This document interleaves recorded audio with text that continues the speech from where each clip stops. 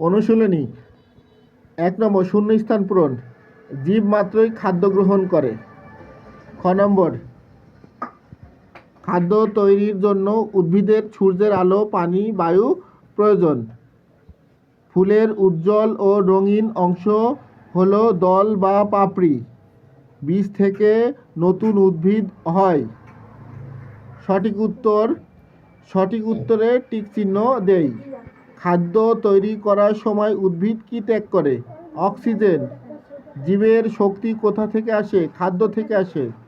ফুলের কোন অংশ কুঁড়ি অবস্থায় অন্যান্য অংশকে রক্ষা করে? বৃত্তি। শুদ্ধ বাক্য হলে সু এবং অশুদ্ধ বাক্য হলে অ লিখি। উদ্ভিদ নিজের খাদ্য নিজেই তৈরি করে। শুদ্ধ, তাহলে আমরা লিখতে পারি সু। গাছের পাতায় পরাগরেণু উৎপন্ন হয়। অশুদ্ধ, তাহলে আমরা লিখতে পারি অ। শ্বাস প্রশ্বাসের সময় উদ্ভিদ অক্সিজেন গ্রহণ করে। অশুদ্ধ। পুনরায় প্রশ্নগুলো উত্তর দেওয়া হবে। ধন্যবাদ।